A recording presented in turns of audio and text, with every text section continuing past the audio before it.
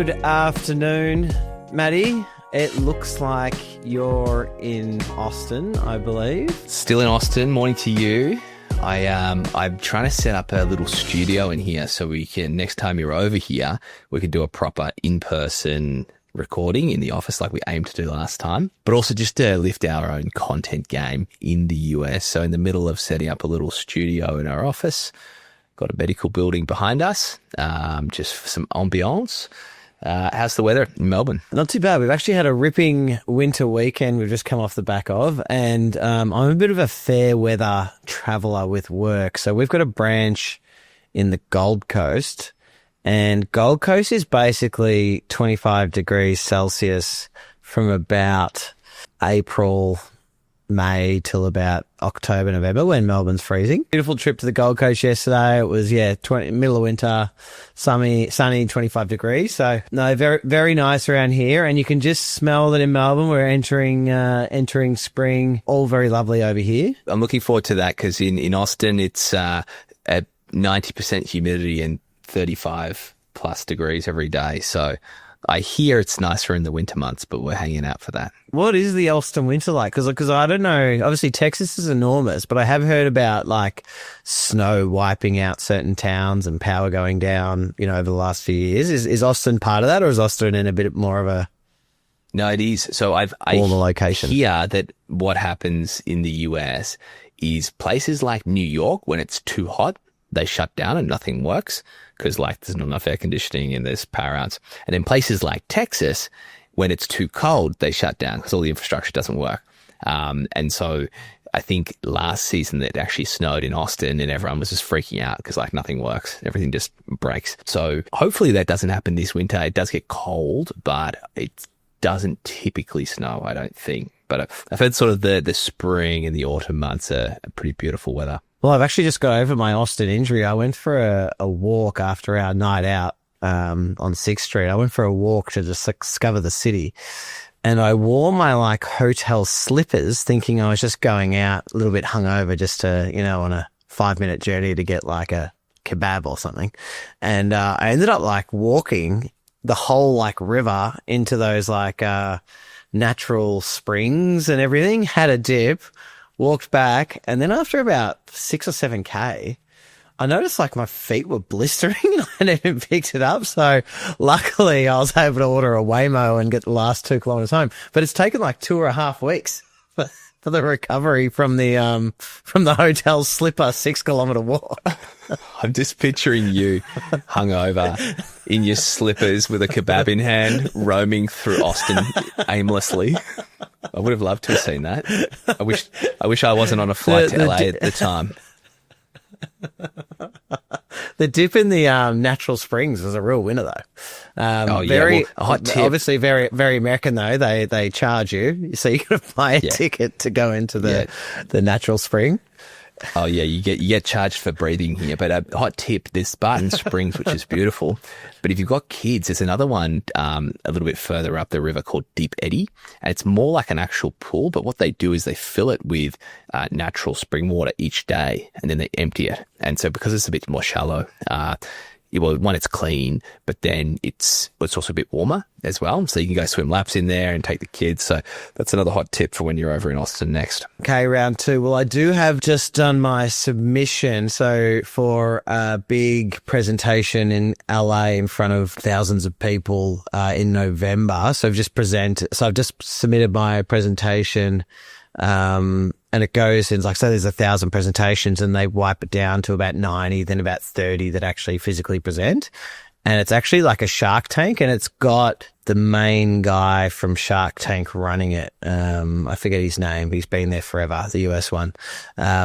So I should be back over in Austin for that, which means we could either link up for another LA pod or head over to Austin and get together over there in early November.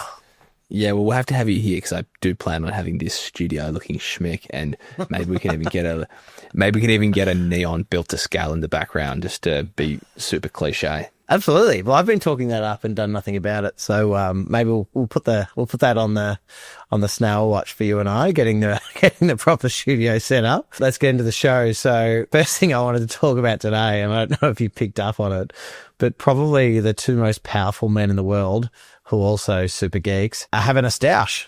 Elon and Sam. It's wild. It's wild that these guys are engaging in it. I would have thought that Sam would feel like he's a bit above it. So like, where is the game theory in whether you engage or not in these social media stouts? I've had a few little things myself, obviously nothing of this notoriety, where I've decided not to engage in certain social media things and be the bigger person. But they're having out at each other, and part of it does concern me, because what it reminds me of is that these really powerful people are still subject to human emotions.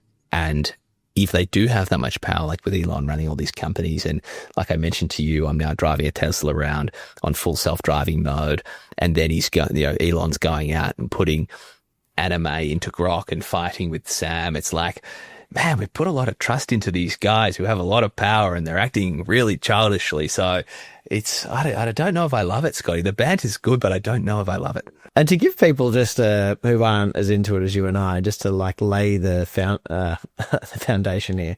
So ChatGPT-5 has come out, and it's probably the most anticipated AI model ever, I would say, because not many people anticipated the initial ChatGPT. But since then, 4 was a big deal, but 5's been talked about for 12 months. And just before 5 came out, Elon released Grok 4, which was pretty insane. Like, it was a pretty insane upgrade. And OpenAI have been doing this for 8 years, and XAI have been doing this for 2. And Grok 4 raised all the benchmarks.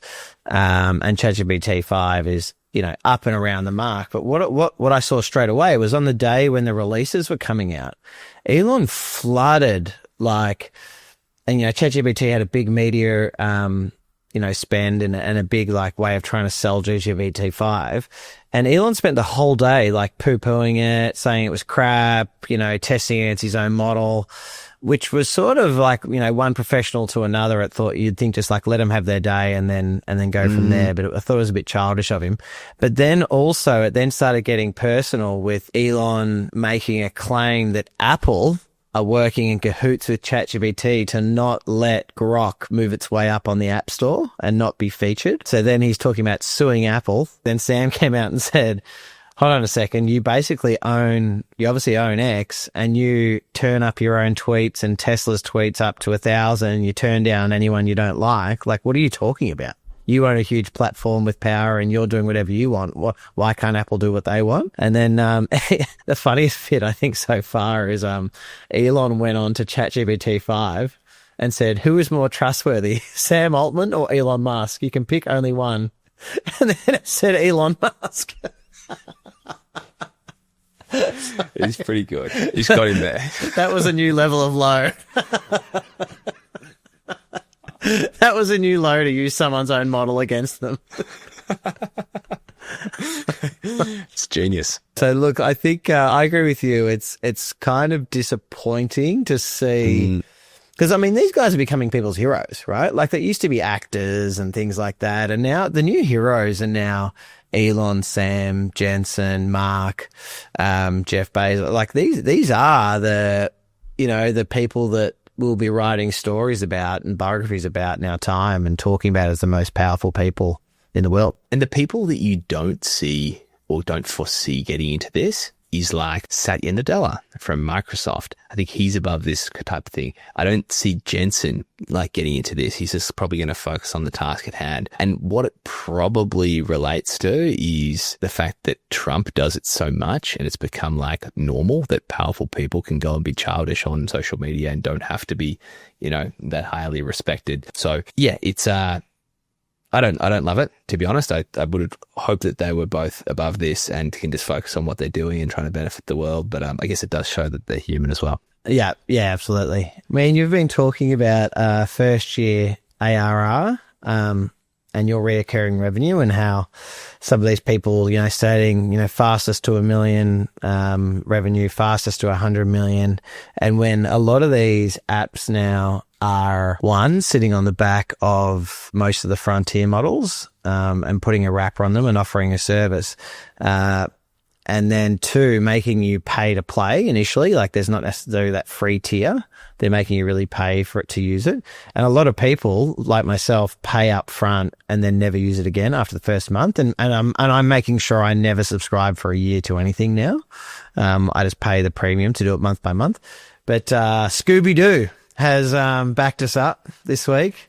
And we've got the meme of the 100 mil ARR company, then having I forget what the guy's name from Scooby-Doo is, but the main detective guy come up, pull the hood off and just say, oh, it's actually 120 mil Claude code bill underneath.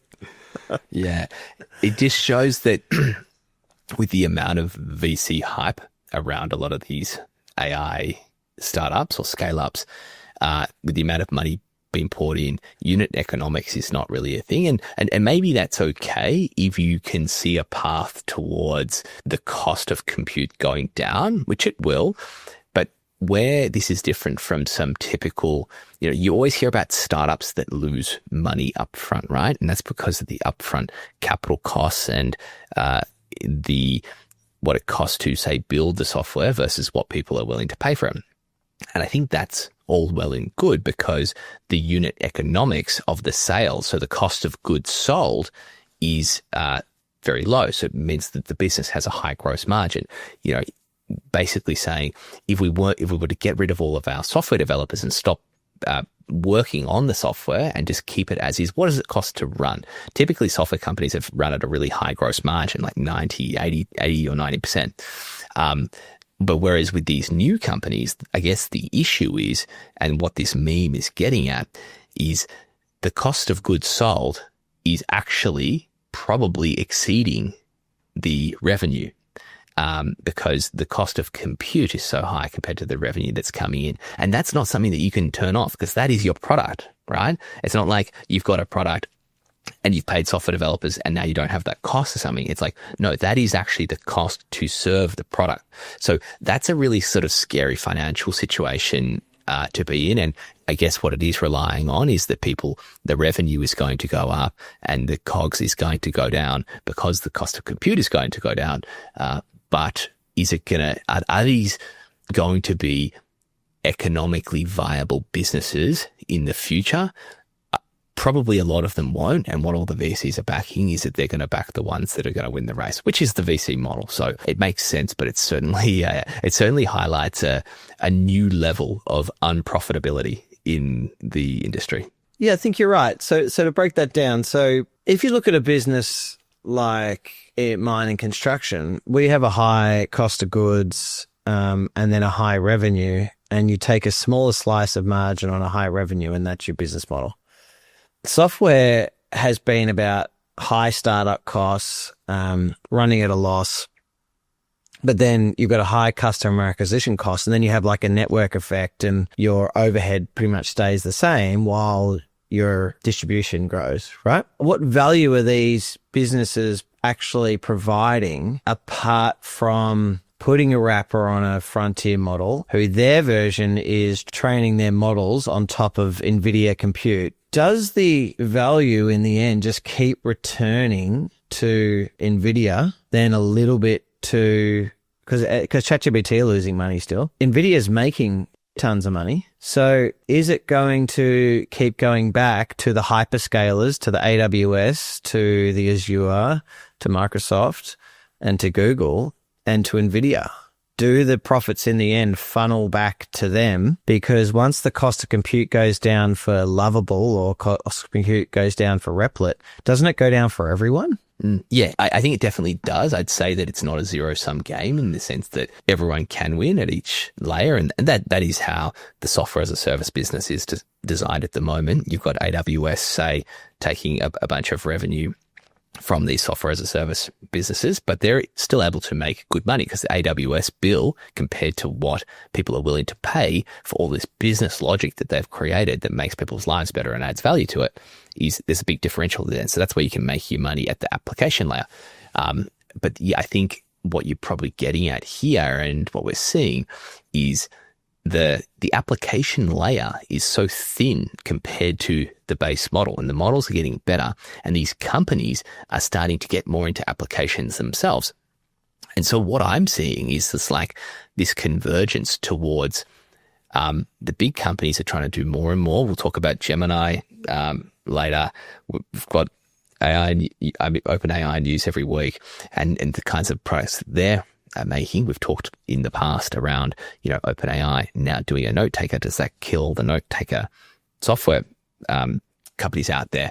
And so what does the future look like, and where is the opportunity for the smaller companies? I think goes back to servicing niche markets, because if you're trying to service the masses, that's where the hyperscalers are going to be trying to service as well.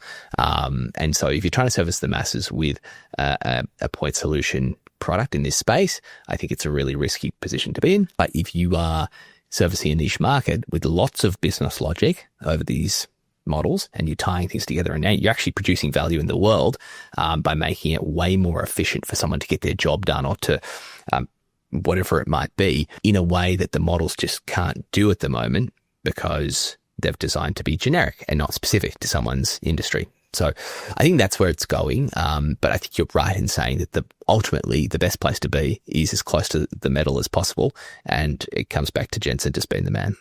Yeah.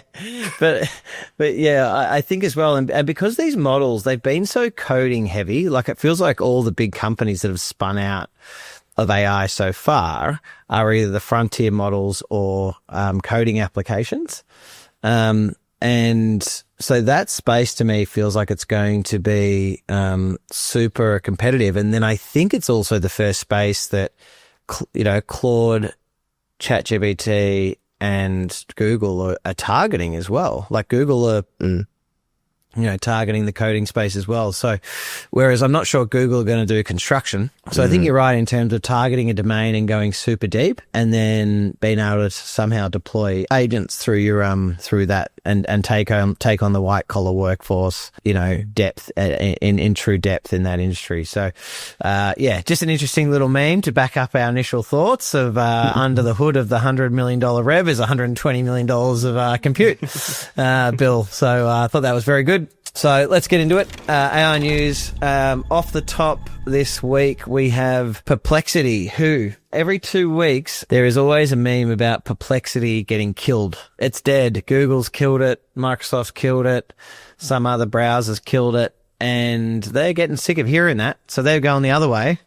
They've put in a bid to buy Google Chrome, the browser, and Perplexity have the Comet browser, which is only got some niche users at the moment. I think they're beta testing that. But for $34 billion, they're offering to buy Chrome, potentially as a publicity stunt or potentially serious. But what are your thoughts there? Remembering Google's got antitrust case at the moment where they're potentially trying to get split up by the US government due to the fact that Google's the only available browser on the iPhone, or once you go into Safari and you type something, you can go straight to Google. So yeah, what are your thoughts there? Is this real, or is this bit of a muck around or an attempt to get some news or capital? Yeah, I'd say it's more marketing stunt and trying to just keep themselves in the news, and probably more capital as well.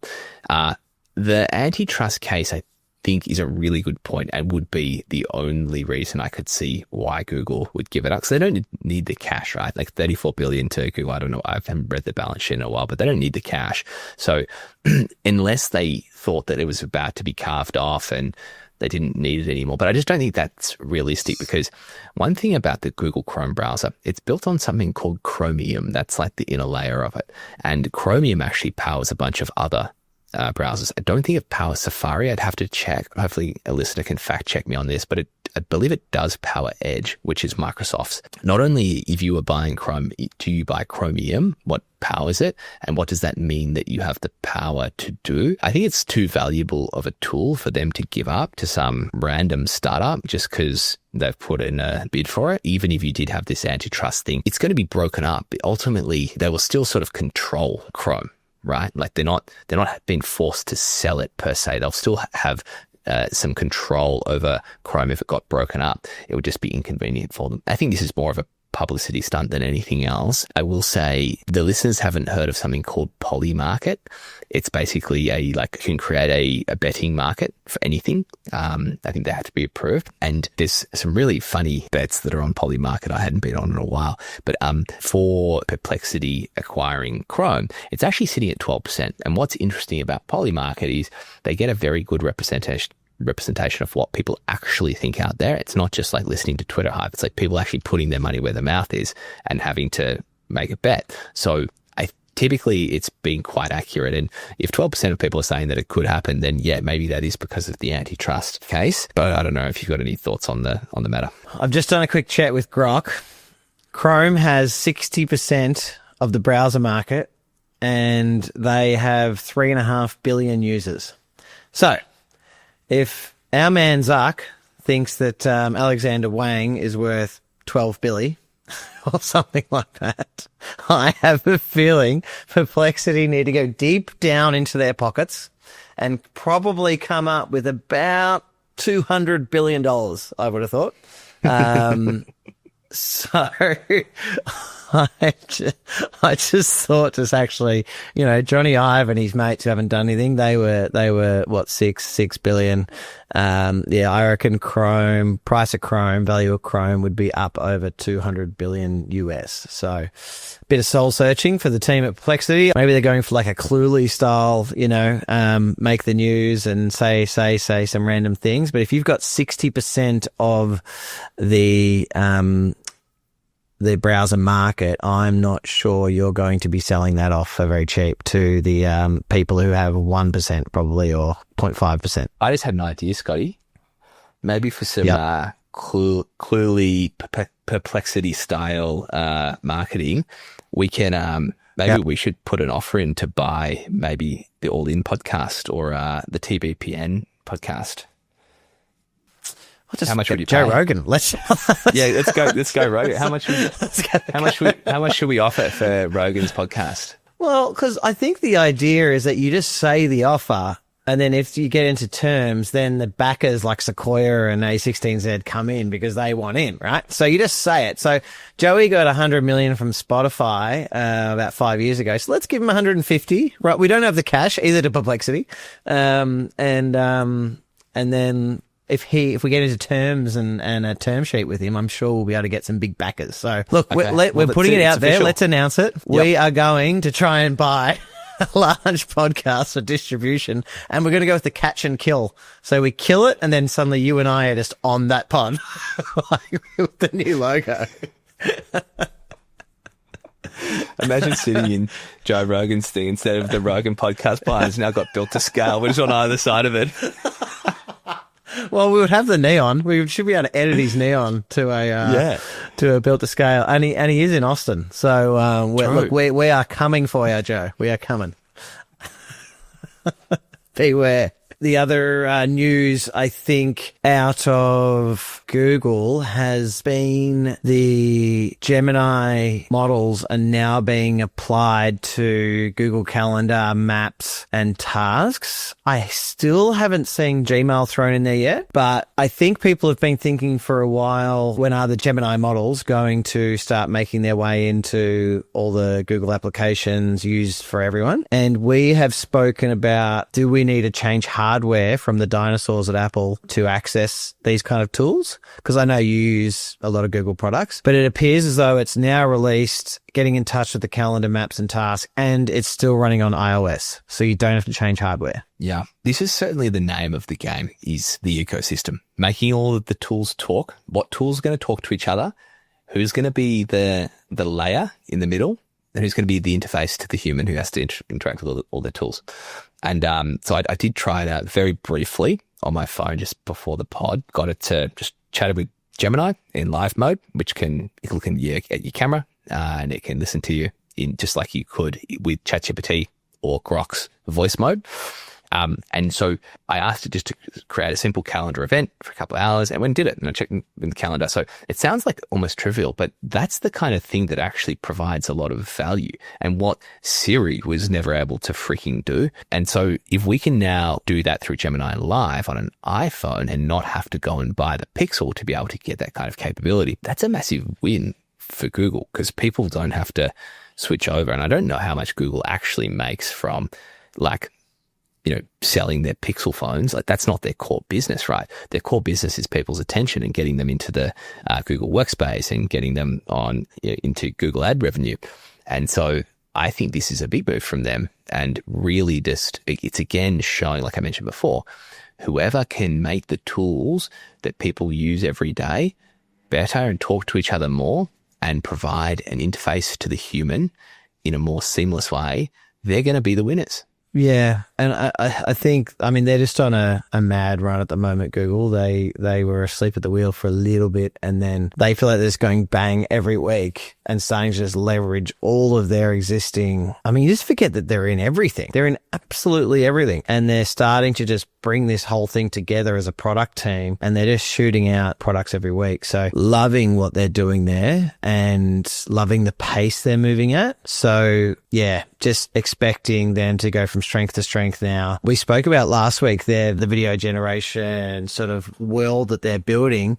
And I heard Demis Habassis, I think I always mess his name up, but he was saying now we've got this 3D engine that's doing simulation where it can basically create out of nothing, out of prompts. And then they're putting a second model into it that's there to then control and behave within the model. So imagine you build a flight simulator and then in theory you could use your arrow keys to start flowing through it.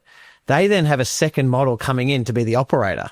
So they're doing models within models, and then it can just go start exploring. And now you've created this world that's going in all different directions. And he's been around. I mean, that he was in charge of their product that solved was it like backgammon or chess or what was it? Not Google Go. What was the AlphaGo initial product?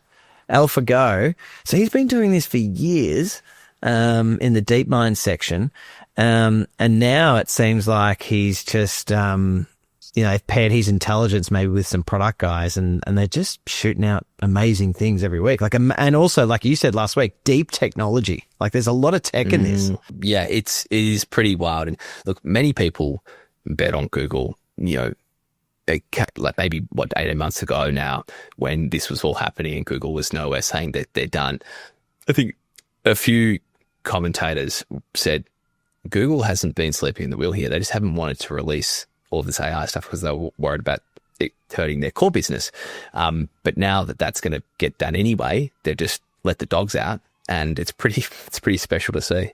We mentioned earlier, I suppose, around the release of ChatGPT-5, and I think I just wanted a couple of notes that I had on it, which for me was really cool. I think it was Thursday or Friday, Australia or Melbourne time on the release day. And I've listened to what you might call the podcast or the stream live show. The TBPN guys, bit of a shout out to them. They're definitely on the front of daily live shows released on X. And they're basically interviewing the leaders in technology all day, for 2 hours of a show. And from what I've seen across like Silicon Valley and stuff, you've got offices that are just leaving this show every day on the screen because you can go and pick up something new from a CEO or a CTO of a major AI company. And then you can just start, like, they might have tips or tools on what they're working on. You can sort of plug it into your workflow or trial it straight away. But what was really interesting is it felt really similar to some of the biggest news I remember as a kid and then becoming an adult of when you stop and you watch the tally. Like it might be, I remember when Barack Obama was announced president or Donald Trump similar, where you sort of stop and you turn on like Fox News or a CNN and you just listen.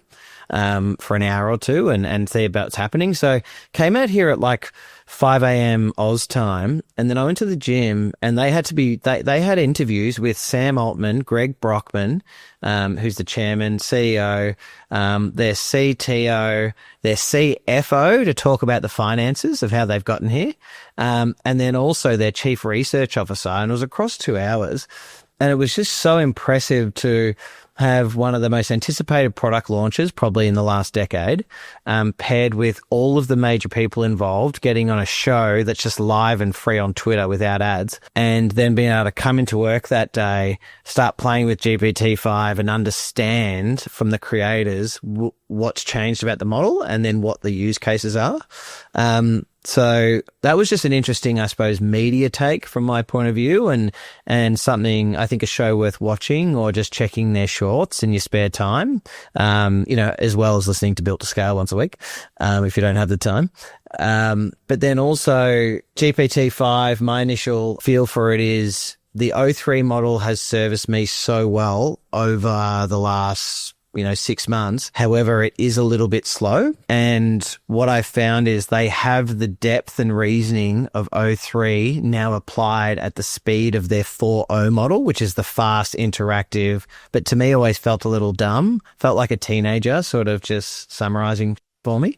So it seems like they've used this moment. It's not, GPT-5 doesn't seem to have these enormous breakthroughs and agentic or behaviors and stuff, but it does seem to have really good reasoning and sophistication at speed. Look, I think that's a really good take. And maybe we're at the point where, yes, we've got super intelligence coming and, whatever that means, people have different definitions, but the models are really good now. They've got all of the world's intelligence in there. They can basically just act like a human. You can't tell it's an AI. And so where do you sort of go from here? I think what you do want to do is you want to make it mainstream and you want to make it seamless to use. So OpenAI's strategy, as we've talked about before, be the Apple of AI, make the products really seamless to use. And they self-admittedly said, our models are confusing. You've got to change between them. And this is kind of, this is their moment in saying, we had all of these weird models, and maybe it's a bit of 4D chess here with like all of these crappy naming in O3 and 4.0 and whatever else they had. And now it's just like, this is GPT-5. You don't need anything else. And I would ask you, Scotty, if they talked about this in the announcement, did they talk about the technology at all in how it is able to have the reasoning and the fast inference at the same time? Like, is it switching between different modes under the hood or something? Did they talk to that at all? Yeah, they definitely, because one of the issues that people had was people love the 4.0 model or they love the O3. And for people that aren't on the pro subscription, they actually just got given ChatGPT 5. And then so you lost for a few days the ability to choose your own model. And what they found that because the GPT-5 model is bouncing between deeper reasoning, but then also just quick questions, it needs to actually go through its own process. And there's a great book called Thinking Fast and Slow that I think we've mentioned on this pod before. And it feels like they're really replicating that human element here. Often you get into those quick, fast-paced conversations and you're in the sort of thinking fast part of your brain. You're just responding to something. And then there's those moments where we take a breath and really think. So I think they're really trying to emulate the human mind. But the research, the chief research officer, just spoke about, I suppose in the post-training phase, how they can make that as quick as possible. So it's to do with like tokens per second. And they've spent basically, because they close off their training like 6 to 12 months before they release the model. So I think someone like Grok have a much shorter span, and then they spend their time from closing off training to that fine tuning and inference phase. They spend way more time focusing on the user experience and the product there. So I probably don't have the technical understanding to understand how they got there, but what I can see is that the overlord, I suppose, model of 5 is choosing which way to go down, deeper reasoning or fast answer based on the prompt. But I have seen a change in pace, and I think it's a general upgrade. What Greg Brockman spoke about, because everyone's like, what's going on with agents? Like, we've been talking about agents. 2025 is the year of the agent, and we're not really seeing any great agents released yet. And he basically said 2025 is not over. And he said whatever at the moment our agents are pretty bad. He said, but what we've seen is that every time we have something released that's not that great, the next release, it becomes great. So I think his little thing there is, and he's working 6 to 12 months ahead of what we get to see. So my gut feeling is that the next iteration for them is a really good agent. So GPT-5 is powering a fully agentic autonomous workflow. Yeah. And the existing one is still a bit, but what he also said is everyone's wanting this agent to like book their flights. And he's like, hold on. Booking your flights is a pretty mundane task, but you actually have a lot of hyper personalization within it. There's a lot of moments the agent's going to have to stop, because the agent doesn't know if I want to, when I fly into Austin, am I willing to stop in LA, or do I want to stop in Dallas? Or, how much carry-on I'm planning on taking. And he goes, there's actually a lot of nuance to things like booking flights, where you might actually go, yeah, I will take the stop. Everyone thought it was nonstop, but I actually like stopping after 6 hours, and I like that city and all that kind of stuff. So he said, but he goes, a better use case is something like when you're going through a medical problem, you're a complete amateur in that space. And how much could an agent help tie all these different specialists that you've got to go see, and tie all the advice together and give you a plan and talk about your next steps?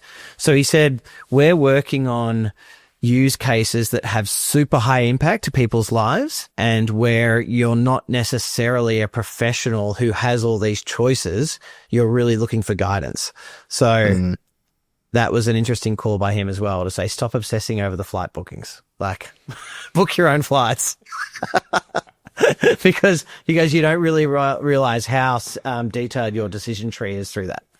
Yeah, it's a really good point. And it's kind of like when you prompt the AI with something like, you're thinking about something and you give it like 3 words and it gives you a bad answer. You're like, well, of course, because it's not a mind reader yet, like until the neural link is in my brain, like you've got to actually give it the context. And so I think to your point there, unless you'd actually loaded in all of that, these are my preferences, and it started to learn. It could learn over time, maybe, that yes, Scott does like to stop through LA. Of course, he only flies first class. All of his other preferences, only flies with internet on the plane, except when he's got his offline model that he can code on. But until we've got that context into the LLM, I agree. There's only so much the agent can actually do without just getting it wrong, because it doesn't know what your taste is or what you were thinking. Yeah, and I just don't think they see that as high impact. Because I mean, if their core mission is to get to AGI and change the world, and they're thinking 80-20 theory, what's the highest impact? Where can we really help people?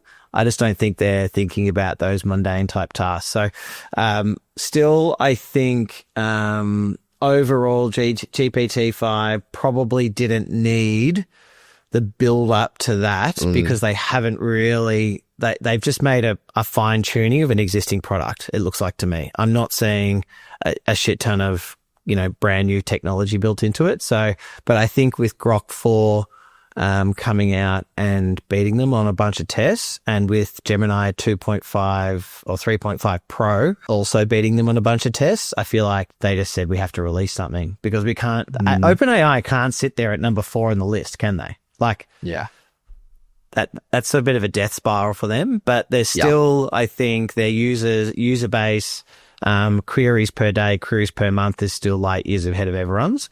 So their first mover win that they've gotten is working, because they've got 1 billion users. So, good for them. We missed Tool of the Week last week, and I haven't had any personal feedback about it, but I have a feeling it's where, especially with some of your great tools that you come up with, Maddie's Hacks, I feel like it's a big part of the show that people need. They need to know, what are you guys doing? How are you making yourself more productive? So let's jump into tool of the week this week. And I sort of put out there to you, what can we just bring in? Everyone loves a list. Maybe like a top 5 lists of tools in our workflow, or just little hacks that we have. We've both got a couple of different things here, but where would you like to take it? What's an update on what's going on with you and your workflow and your recent tool adoption, and just how you're making yourself more productive using tech at the moment? Yeah. So I'm gonna talk about 2 things today. One, an off the shelf type product, and one, I'm going to talk about how I've actually been working inside of spreadsheets with AI. So the first one that I want to talk about is, we've talked about a tool called Notion before, your favorite. And what Notion has done, and so for context, Notion is like a document editor, storage of all your documents and lists of things, database, homepage for your company, maybe organizing your personal life. It's kind of like Google Docs and Google Spreadsheets in one, but easy to use for some. And it's really like become the second brain of our business and for me personally as well. So they've got something called Notion AI that I thought was going to be just a bit of hype, generate some text for you, reformat some things. What they have done that's really unlocked I would say the usefulness of Notion AI is they've connected it with all of your other tools. So in our business, Notion AI is now connected into our emails. It's connected into our Slack where all the chat happens. It's connected into our project management tool, which is Linear. That's where all of the product feedback goes and all the things that we're working on, and a bunch of other tools, but they're probably the 3 key ones. And now I've tried using this. You can ask Notion AI a range of things about what's going on in your business and get really crisp insights. Like, what are the 3 key risks that I should be worried about based on everything that's going on in the business over the last 3 weeks or 3 months? Give me a summary of everything that I did last week that I should be putting in an agenda for a chat with my advisor. It can do all these things because it's got access to the tools that we use. And so that has been a real unlock, so much so that we got a Notion AI free trial at the business just to see if it worked. And we got so hooked on it that we had to pay the big bill that came at the end, and now we're just on it. That's number 1 for people who use Notion either personally or in the workplace. Get Notion AI if you can afford it and hook it up to all your tools. Real game changer. My second one that I want to talk about is using AI with spreadsheets. So the thing that I went through recently, as you know, Scotty, have moved my life to the US. That has come with a lot of costs and tracking of costs and who's been covering them. We're using the business card for some things, personal on some. We had to do a big reconciliation of all of our expenses and just to see where we're at with things. Does the company owe us money? Do we owe the company money? Do we need to change our budget and not drink so much red wine, or whatever it might be? So we've been doing this. Hey! Stop there. It's not. Don't cut the red wine budget. No, especially the red wine budget. Zinfandel, I introduced you at that restaurant. Yeah, we probably shouldn't have had that second bottle. That was why we ended up on 6th Street. But yeah, so the red wine budget is going to remain untouched until it's truly dire straits. And I've baked that into the prompt in the AI as well. Don't touch my red wine budget. But so I've got like 2 pieces to this workflow. One was I got a spreadsheet together in Excel, got all of the exports from the various bank accounts, put it all in. And then I loaded that spreadsheet into Cursor, which is the AI coding tool. You usually just use it for coding actual code. But it started manipulating the spreadsheet for me. So I said, I need a column here and I need to do some analysis on what kind of description this is, and just telling it what to do rather than doing the things in the spreadsheet myself. And it started to do some things. And that worked actually really well. One example was I had to actually classify what all of these freaking Amazon transactions were. So I just got a dump of all the Amazon orders, put it into a file, got Cursor and said, find all of the Amazon transactions, summarize them. What were they? Is it business? Is it personal? And then match it in the spreadsheet, put a column in there, did it all for me. Then there were some things where I found it was actually better to have be in the spreadsheet doing it. And Google has released this amazing new formula just called equals AI, where you can literally, it's got two parameters to it. One is your prompt and the other one is the range. And so you wouldn't think it, but the power that you can get inside of a spreadsheet now of being able to say prompt plus this is the data I'm looking at and do that at scale is actually really, really cool. So once I'd done the big amount of reformatting of the spreadsheet inside of Cursor, I just copied it all into Google, added some columns, did my prompts, and it gave me a bunch of insights. So for anyone who works in spreadsheets, and they typically can be the bane of most people's existence, but they're very useful at the same time. If you work in spreadsheets, I'd highly recommend checking out Google's AI tools, but also load them into a tool, one of these coding tools like Cursor or Claude Code, and see what manipulation of data that it can do for you instead of you having to do that yourself. So that's my double whammy for tool of the week. So we missed last week. So to double click on that, so you're exporting a worksheet into Cursor? So you don't actually even have to export. How Cursor works is it's an app on your computer, and you just open a folder like you would with any other application. You open a folder, and any files that then go into that folder, you can structure it, and it's got access to that folder and all the subfolders. So literally just go into Cursor, open project, create a new folder, Matt's Finances, then it's got access to that now. And I can see it in like a little document tree on the left-hand side, drag and drop the spreadsheet in, and now it's got access to it with the chat. And there's a little extension you can get to view the spreadsheet inside of Cursor. Wow. And then so from there, you're talking to your spreadsheet with all the Cursor intelligence. You're talking to your spreadsheet and you're manipulating. Wow. And then, so for the equals AI, so you're saying you're in Google Worksheets, so you're working like it's been in Excel at that point, and you're saying if you're in a box or whatever, and you go to on Microsoft Excel, you might write equals sum, and you might merge 10 cells and say what they equal. You're typing in equals AI, and you're then asking it a question, basically. Exactly. So let's take a construction context. Let's say you've got a bill of materials, and inside of a spreadsheet, and you just got like the maybe it's just the brand name or something of some material. You could go equals, what type of material is this as the prompt? And then the next thing is you feed it that cell, and it will give you its expected answer of what that is. And then you can go drag that down and do that 1,000 times. And this Gemini inside of Sheets, I don't know if it's because I'm on the pro version or not, but it was free for me. There wasn't any how many responses I could do. I wasn't running out of credits or anything. Like I was just dragging this across hundreds of rows, and it was just kicking off little tasks to Gemini for me. Wow. Okay. Well, that's really practical. So I always like when Matt's hacks come in because it gives me something to do for the week. That's exciting. So I'll thank you for that. And look, my version of this, and look, I think monthly we probably update on a tool called Notebook LM, but they are part of the Google ecosystem. They are in this, update a new feature every fortnight type of thing. And I'm going to sort of merge tool of the week, and also we have a subject sometimes we call founder files. So just what are we doing in our businesses, for them to grow and scale and sort of get towards our core mission. And then to me, there's a bit of convergence at the moment with the tools to do that, and then a bit more theory as well. So one of them off the top is we've been talking for probably 2 months now about who's going to be this sort of automation lead or automation engineer that you plug into your business and start assessing your own workflows, and they can be out there in like what you'd call the laboratory or the sandpit, just trialing things.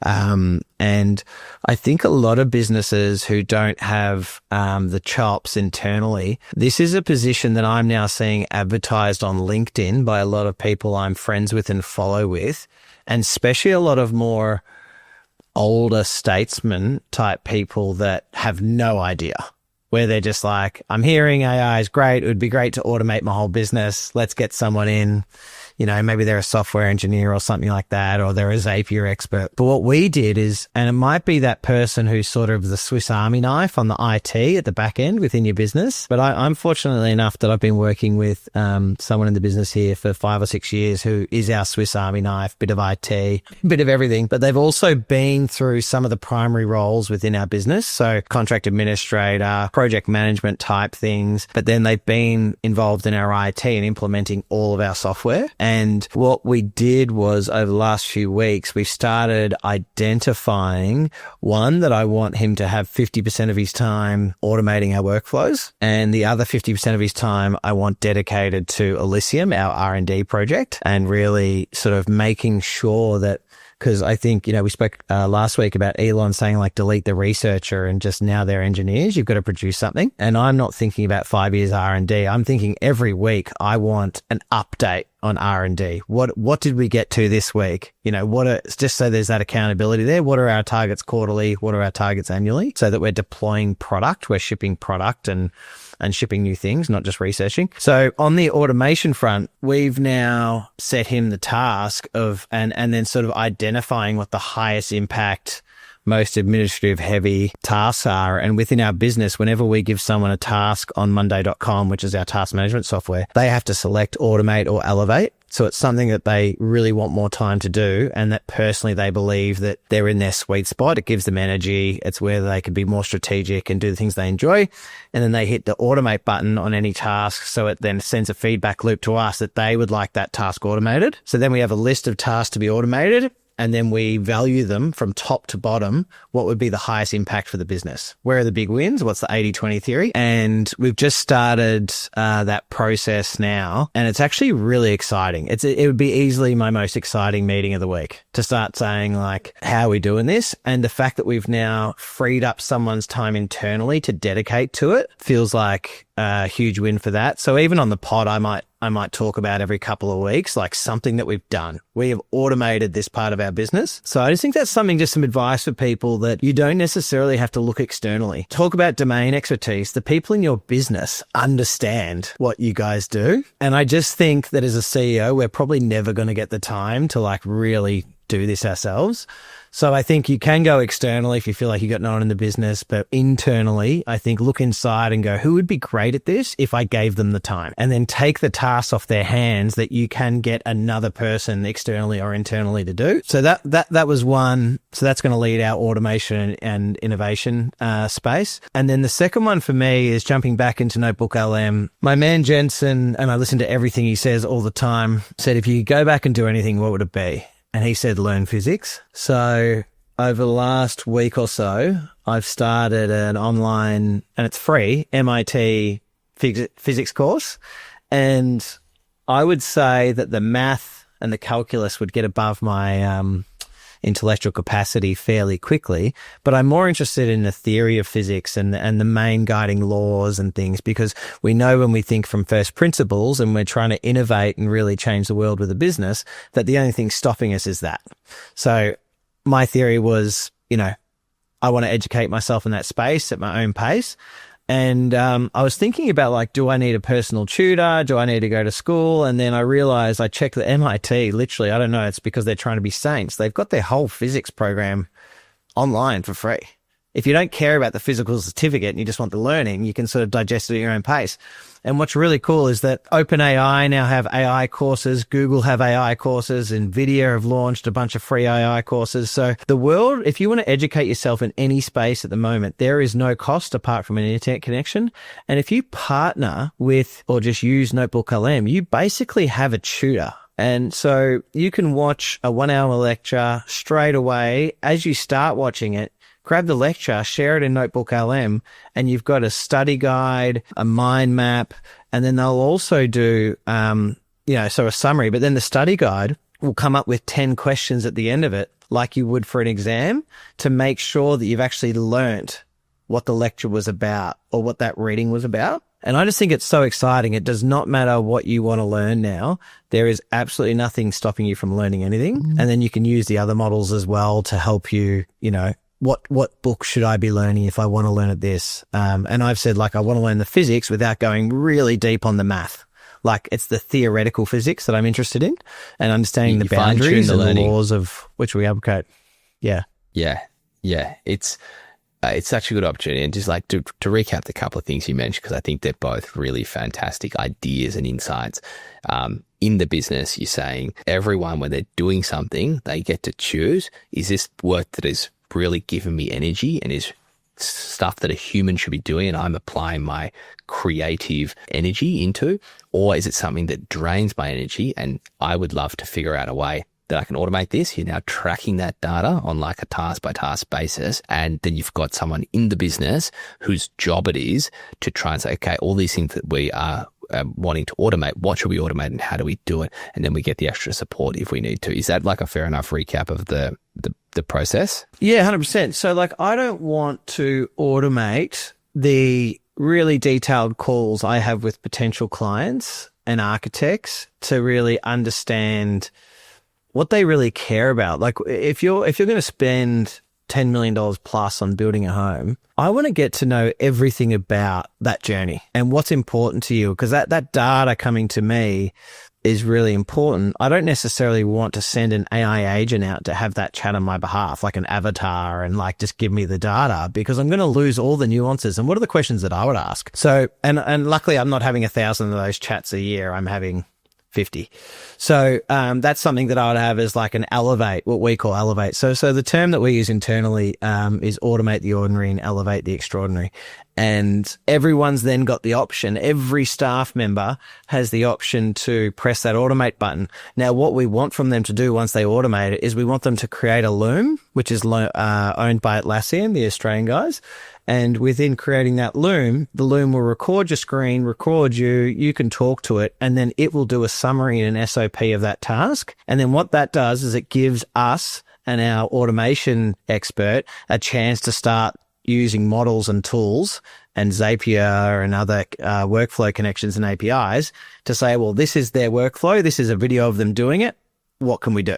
And then we work on that in the background. I think every business should be doing this. It's such a great idea. And this is a perfect example of how the world is not going to end with AI. Not everyone's not about to be replaced and we're all going to be doing nothing and have no purpose. It is elevating the experience of work and doing things that are more impactful. So I love that. And on your second point about going and learning physics, firstly, good on you. To be jumping back into physics, but you can fine tune the learning experience. And you're right, it's all out there. It's just whether people literally have the curiosity and the drive to want to do these things. And we've said it before, the AI age is going to be really good for the curious and the people who want to work hard and want to do something. And it's going to be more difficult for the people who just kind of want to go through the motions and right in the middle. And that's a fact. And so you've sort of just coming in and clocking out just to get the paycheck at the end of the month is the mode that you're operating in. It's not us here saying you need to go and change that. It's probably just putting the call out that might be a difficult thing to continue doing. And you may have to think about another way of operating. Yeah, and because you've got tools like Notebook LM that'll give you a podcast around a really dense topic, it'll give you a video, an educational video, it'll give you a summary, then it'll work as your tutor with you. That means that any task, no matter how dense, that you can learn. And I think that sometimes people that have been out of, the schooling system for a while or gotten really comfortable in their job, they forget how much I assume it's like dopamine or something you get from learning something new. It's like when people get the bug to play golf and you get a little bit better at something, or you hear about every podcast on the earth going and doing jiu-jitsu, which is not for me, but I love learning. And I think that the fact that you could sit there and watch the Kardashians for 2 hours or learn about a topic that has been of interest to you and has seen out of touch. I mean, physics was absolutely out of touch for me pre-AI. Absolutely. And then especially probably pre-MIT have done this since 2020. So they realized that they taught for 2 years online and recorded everything. And they're like, why not just use that? You know, why not just spread that around the world? And it all comes down to their core mission of trying to educate, you know, and democratize education. But I mean, that course probably cost $200,000 US to go visit in person, and then you get the certificate. But I think more and more what we're seeing is the value of these Ivy League certificates are coming down and down. I mean, every billionaire quit uni. So, you know what I mean? Like, it's more about, it's becoming way less about the certificate and way more about your knowledge and how you can then apply that knowledge to make critical decisions in your life. Yeah, totally. Anyway, that was a good session, I reckon, of Tool of the Week. Plenty of takeaways there for anyone who wants to automate some workflows, leverage some AI tools, and learn anything they want. So hopefully there's some valuable takeaways to the listeners. And mate, now it's absolutely time to get into the robot rundown, and making their first entry this week into the robot rundown, because they need to be part of absolutely everything. Y Combinator. They've been probably getting sick of being called software for a while now. They're gonna get into some hardware. The world is changing. People want to get into hardware finally. But they've got this new business, Flywheel AI, which is about, it's sort of taking the Waymo theory to construction of remotely operating excavators. I think we might have talked about other brands potentially looking at this, but I think it's a very interesting space around, we've had, you know, the Filipino and the Indian and the lower cost of living workforces deployed in the white collar job space. And now are we going to see these lower cost of living workforces be able to start working on construction sites and other high risk, you know, mining projects, being able to control potentially up to a couple of excavators at a time remotely, or other previously high risk equipment? What are your thoughts around this remote controlled location of construction equipment or mining equipment? The reason I love this, and this company is called Flywheel AI, is it seems like a very practical application that could solve problems immediately. So a lot of the times when we're talking about robotics, it's very pie in the sky, and it's all, you know, when are we going to get a humanoid in the house? And it's obviously coming, but we don't really have timelines on things. But you look at something like Flywheel, and what they've done is they've said, first of all, we're not trying to replace the human yet. And second of all, they're not building any machinery. They're not building excavators. And we've talked about, there's another company, I think it's called Luminary or Lumina, that is building electric excavators, right? Which is also a really cool company. But what I like about this, it sort of fits in the perfect middle ground of really cool technology, robotics. They retrofit it onto existing machines, and then they're using humans in the background to do it. So you're right, it reduces the cost of labor. It makes what was a dangerous job all of a sudden not dangerous at all. And they can get this across the whole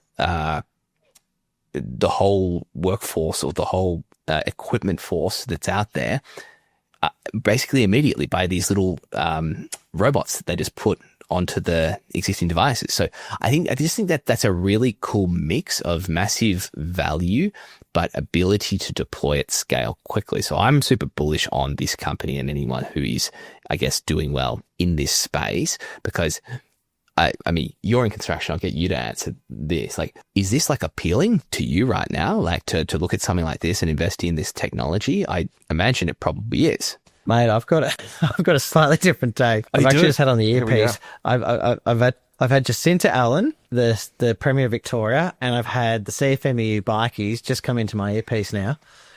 And they are very excited, because the one hole in her legislative work from home is, what about the unions? What about the nurses and the CFMEU? How are we going to work from home? And what we now have is you can get paid $3,000 a day, or whatever they all get these days, sit in your living room, I imagine we're going to need a breathalyzer on it though, if it's a CFMEU. And then they can just be sitting there operating the excavators and everything from home.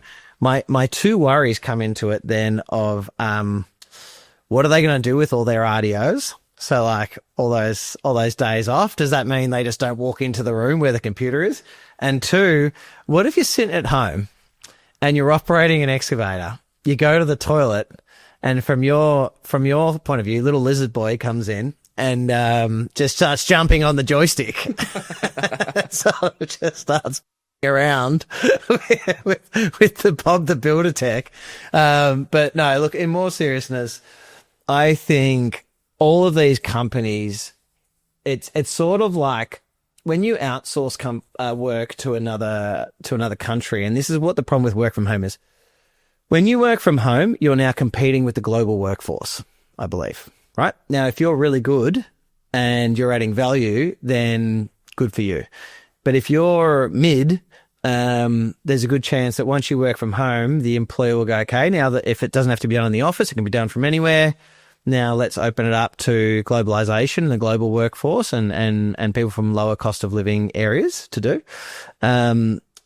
And then two, I also believe that you're in the gateway drug moment to complete automation. So we're now going to be all of this now, the sensory, the IoT sensors, the computers and the controls, all of this is now training data for automation.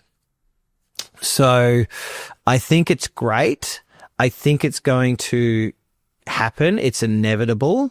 We spoke about our site managers. I would love our site managers to have a dog and a humanoid or a couple of humanoids on each site that they're controlling in a control room with 2 or 3 screens. And I'd like them to be able to manage 2 or 3 sites with a bunch of cameras, a roaming dog and a roaming humanoid. And then we're starting to really, and then, obviously the build past operating system, bring that all together. And where I'm loving the idea of that, of lowering the overhead. And at the same time, there's going to need to be a human in the loop, I think, for probably the next 5 to 10 years. So we're not talking about, the death of humans in the workforce there. But I'm really excited. Once, like I said, once self-driving was solved, and once, open surgery was solved from people controlling it from, a different continent, everything else was up for grabs. And now we're just seeing this application and theory rolled out through different domains. Yeah, totally. I think it's exciting. We're going to take a really close look at it. And with the cost of the humanoid and the dog through Unitree, who will go down in a second, getting down to 10,000 Australian, or 15,000 Australian, these are becoming real potential, options here. And then on this excavator technology, I think you'll see the cost of that tech getting withdrawn a lot as well. Because if you're using an existing excavator and you're plugging this into the controls, I imagine, the cost of that's not enormous already, and it shouldn't be that high. Like, what are your thoughts on what the cost of some of this kit will be just to basically retrofit it to an existing control station on a machine? I think you're going to be talking 4 figures and not 5. Like to retrofit a machine, you probably, maybe not yet, but you can see a world whereby it's not the most difficult tech, right? It's probably a joystick that already exists. And it's these little robots that just sit on there. Have got actuators and arms that pull things. I think you're going to see that in 4 digits and not 5 pretty soon. And think about the return on investment on that. You've got a $300,000 machine, a $500,000 machine. You've got someone that you were paying $200,000, and you can now control that thing without having to go and buy a new one. Like you said, with someone in the Philippines for a quarter of the price. Yeah, and even if they're in your own country. So I just think this is the Waymo play distributed across all industries. Sensors and controls fed back to a control center somewhere. You don't have the travel to site. You could, it's almost like the white, turning blue collar into white collar. Imagine bringing all your excavator drivers into the office. What an office, by the way. It would be a wild office. So potentially that. And then if you also had, you know how you have those like WeWork? Imagine WeWork for excavator drivers. Like there would just be like 50 fridges stacked full of VBs. I was going to say, a pool table, be, a darts area. It wouldn't be kombucha on tap, that's for sure. It'd be something else. Yeah, the Playboy calendars. It'd be all happening. So anyway, that'd be very cool, mate. The next one, our man Brett Adcock, Figure AI, are really going the Tesla route with humanoid robots, full stack. They've got their own hardware, their own software, their own controls, their own models, and I think it slowed them down a little bit originally. However, once they own the full stack, they're going, you know, their theory is that once we can scale, there's no other partners that are going to be holding us back, no other bottlenecks. But he's had some advertising lately of one of their humanoids doing his washing. They're now talking, it looks like they're folding some laundry as well. What are your thoughts on some of their recent demos and maybe their strategy and the strengths and weaknesses of it? Yeah, so I think this was actually in response to someone who called them out and saying, have you noticed how the robots are only putting the washing in and out? They're not actually folding it, because like implying that they can't do that yet. And so in sort of a bit of a Elon Sam FEUD style, he's posted this video of it doing the folding. And they said, we didn't need to update the model for this. We just added some extra data that we trained it on and it can now fold. So it's trying to flex there. And look, it is very impressive that it can do that. And again, my bet of having humanoids in the home is only looking better as a result. But I think it does raise some concerns for me personally around, okay, the fact you had to train on new data to do this, is that going to have to be the case for every single application that you can think of? Or I thought that we're at more a general level of intelligence here, whereby it should just know how to fold washing. It should be able to know how to do things. And so that gives me some concern as to how far away we truly are from having a human in the house that can be useful without having to be told exactly what to do in all these scenarios. And it also makes me think that has Figure gone the right path of building their own model versus trying to adopt the models that have having billions, if not trillions of dollars invested into them? And potentially that is the limitation we're seeing here. I don't want to take away from the fact of how impressive this company is, but I would say that's my only concern that I see with these types of videos of seeing humanoids doing, you know, what you would consider quite mundane tasks. It's like, can it make me my breakfast as well? Or do we have to get cameras in my house and show how to use the saucepans and cook in my kitchen and train it on that data versus it just knowing how to do that off the bat? Yeah, it's an interesting thing. I've always said that the bottleneck for Figure is going to be mass production. Just seeing what Tesla, I mean, who they're competing against is Tesla, right? They're the two basically, you know, expensive general purpose humanoids coming out of the States. And Tesla's manufacturing setup is as good as anywhere in the world. So I worry that in these sort of winner-take-all type economies, like the Tesla company is now worth more than all the other auto companies put together in the world, that he's really up against potentially the world's best ever company. I think at the moment, NVIDIA is the best company of all time now, or the biggest company in the world. Apple or Google potentially of all time, but right now, NVIDIA is, you know, the highest valued company, and Tesla's growing every year. So I just worry about them being able to scale. And then the other side of that is, like you said, Helix is a closed source model that they're developing internally, which means that they're relying on their own engineers and prowess. Now, the Chinese models, the Chinese have been in the front of the open source model, you know, since DeepSeek basically, and they're sort of open sourcing everything. I, you know, recently watched yesterday a half an hour presentation from the CEO of Unitree at the World Robotics Summit or World Robotics Festival. It was a really interesting half an hour because Unitree are in production. They have been on this humanoid thing for, 4 or 5 years now. And their price of the robots they release are so low. They've brought it down from, 16,000 US to sort of below 10 now. What's really cool is that you can also customize them. So you could paint them in like the build pass colors or the W colors and just have them cruising around, completely customized.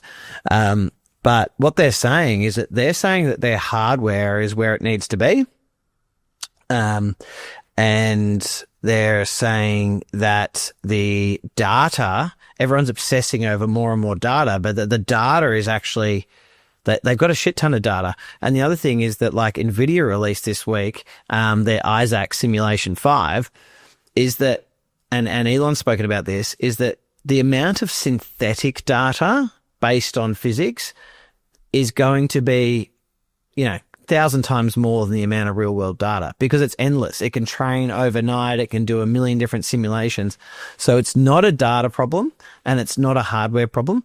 And what he said, the CEO of Unitree, was that it's actually a problem with the complexity of the models. So if you think that at the moment we have ChatGPT-5, which was meant to be AGI, it's a chatbot, right?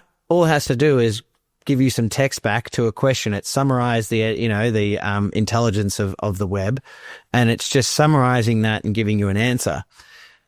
The model depth and sophistication required to understand the spatial elements of new environments that you're entering, to have a general purpose robot go and pick something up for you, clean your house, go dig that hole. There is the model sophistication to bring all that data together and actually make it practical and then use all the arms and limbs is super significant. And the CEO of Unitree was saying that he thinks that's probably, a 2 to 3 years, or he said 1 to 3 year horizon, because it's basically super intelligence that's required for them to become productive. And what he's saying is that'll be the robotic, ChatGPT moment. And he's saying that he thinks it's going to be a joint effort, this co-creation open source route, which is completely different to the Tesla and the Figure AI route, which is close it all up and solve the problem ourselves. Yeah. And it's interesting because the models that we see have not been built for this environment either. We've heard of Google getting into the robotics space and the kind of robotics software they're providing. Obviously, Jensen's very big on this space as well. So I think we will start to see movement. But it is interesting to hear that the things that you thought would be the problems, like the data and the hardware, is actually not the problem, and it's the models that we need to get being smarter. And also, I note in that post that you're referencing, he talks about it's not viable to have a really large computer that can do fast inference, like that fast interaction with a model on these robots, because the compute just isn't there and the models are too big and not fast enough to operate. And so I guess the question then is, what has to happen to the models to make it so that we can do proper inference in real time with these humanoid robots? Yeah, to me, this is where I see it going. I think Tesla creates such great products, and I think he's got that product taste, that sort of Sam Altman, Elon, not necessarily Steve Jobs, but he seems to have product taste there. The Chinese probably aren't as good there. But in terms of what Chinese can produce and manufacture for, I think that the key players are obviously going to be Tesla, because their manufacturing prowess and the amount of data they've captured through cars and everything like that. They've just done a huge deal with Samsung. It's like billions and billions and billions to build their chips. So I think Tesla is one side of the spectrum. But the rest of the globe, I think, are going to be looking at companies like Unitree and Chinese robotics.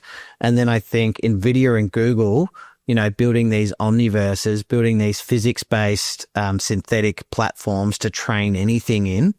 I think that's going to be like the start of the flow here, the data for training.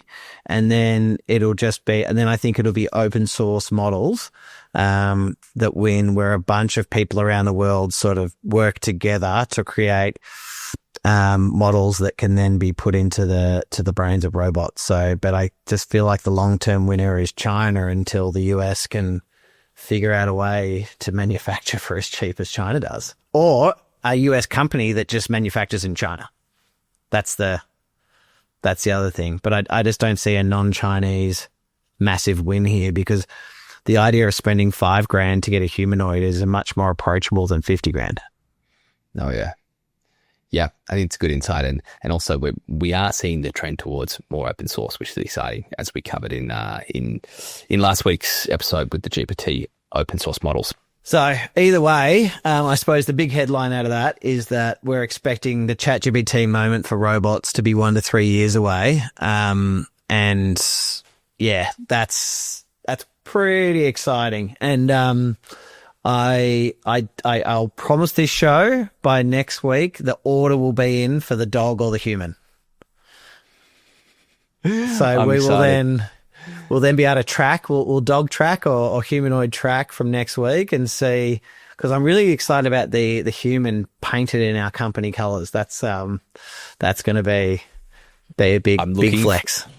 I'm looking forward to the unboxing video published on the Built to Scale channels of the humanoid or the dog. Maybe you do an unboxing. We don't know what you've ordered. You've ordered one or the other or both. Yeah, I mean, I'm most looking forward to it, just filming it, walking around the office, annoying people and seeing what data it can bring me. So I might call it like HR. Just really creep it up. HR dog. It's like, oh, Scott, I've got a problem. I've got a complaint. Have you told the HR dog? The HR dog was actually already listening. It was sitting in the background. Or I wonder if we could do some firing as well, like hiring a fire where the HR dog asks you to follow it into the dark room. So you're saying that the firing is on your Automate side. It's not on your LF8. You want to get someone else to do that, including the HR dog. I've definitely all tough HR chats are in the Automate, in the Automate section of the Monday board. I don't like them. I don't like talking negativity. I just want to talk positive. Oh, very good. We had on the docket to talk quantum. I think we're probably at time. I've got a meeting to get to, so let's save that for next time. But I think that's a pretty cool topic. It's a bit of a watch this space, quantum mechanics, quantum computing. A lot of the big players are talking about it. So maybe we can do a bit of a deep dive on quantum next time. Well, another task for me. I will advance my physics course. I'll go straight to the quantum component. I think it was going to be like lecture 6. So this week I will put my tools to the test of the MIT physics course. We'll go deep on quantum. I'll use Notebook LM, and I'm ready for your questionnaire or lecture on quantum next week. Excellent. You can do a spiel and I can try and fact check it in real time. Okay, sounds perfect, mate. All right, Scotty. Thanks, mate. Chat next week. Have a good week. Bye. Bye.